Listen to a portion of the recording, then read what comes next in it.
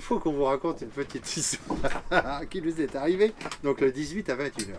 On était au large du sud de Tenerife, c'était le départ donc, de Canaries. Ça faisait quelques heures qu'on était partis. Voilà, il était quand même 21h, il faisait noir, hein. Ouais, La nuit était tombée. Moi j'étais là-bas. Moi j'étais ici, là, je dormais. J'ai vu deux cargos qui arrivaient. Donc, mais qui était assez loin et assez gros, donc j'estimais que je pouvais passer donc entre les deux sans problème. Pendant ce temps, il y avait la radio qui sonnait à peu près toutes les... Déjà en Espagne, elle sonne toutes les heures pour dire la météo.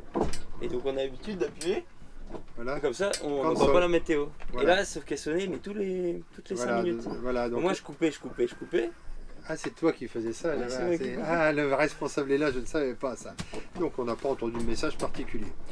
Et puis un petit peu plus tard, donc les bateaux commencent à nous éclairer, donc avec des lasers. Et même moi dans la cabine, je voyais des faisceaux verts qui rentraient dans la cabine. Moi j'ai tout simplement pensé comme on n'était pas très loin, qu'il souhaitait juste bien nous repérer pour savoir si ça passait tranquille. C'est tout, faire un coucou. Voilà. Et puis après, quand même, il y en a un qui lance un coup de corne.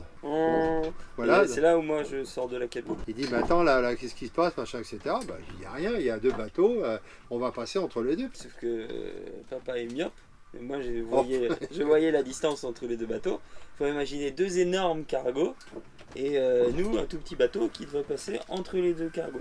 Et puis d'un seul coup, donc il commence à encore nous envoyer des projecteurs, puis moi je dis à Maxime, excuse-moi, t'es là, je vais en profiter pour les pisser. Et là il prend la barre, et là il y a un énorme projecteur qui nous flash dessus. Voilà. Et là ils envoient 3 ou 4 coups de corne, et je dis bah papa, pas de panique, mais là faut presse-toi. Je dis non mais monte, là ça commence à...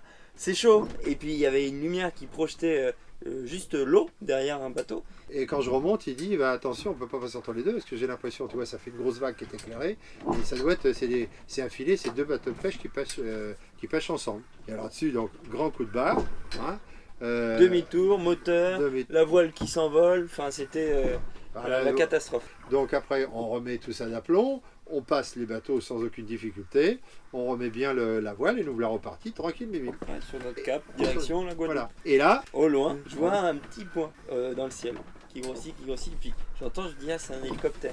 Je dis à papa, tu crois qu'il vient pour nous après le bordel qu'il y a eu avec les deux cargos? J'ai dit mais non, c'est n'importe quoi, c'est James Bond ton histoire. L'hélicoptère il passe juste au-dessus de nous, il avance, il continue d'avancer, et là il fait demi-tour, et il repasse au-dessus de nous. Ouais, et il s'en va. Et après, il revient. Et il se met sur le côté du bateau et il ralentit. Et là, la radio sonne. Et là, pour le coup, on s'est dit, bah, il est temps de répondre. Donc, il me demande si ils n'ont pas vu au loin, si on n'a pas vu quelqu'un en difficulté, si on est au courant de quelque chose. Toujours avec l'hélicoptère qui tourne autour de nous. Voilà, qui est toujours au-dessus. Et puis après, donc, on commence à avoir un message des autorités, c'est une femme qui appelle et dit Loutig. Alors je réponds, Loutig, oui ça va, tout va bien.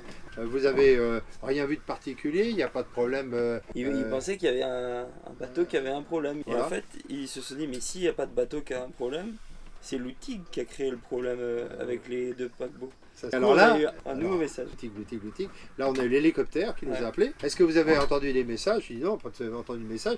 Uniquement la sonnerie, on n'a pas entendu de message après. Et là, on a eu le capitaine d'un des deux cargos qui nous a gueulé, qui nous a dit vous avez jamais répondu à nos appels, mais pourquoi vous avez pas dérouté? Et donc on s'est fait vraiment engueuler. On a dit mais non, nous, je suis désolé. Avec l'hélicoptère toujours en haut, qui là maintenant était en position station fixe, avec un énorme projecteur sur ma tronche.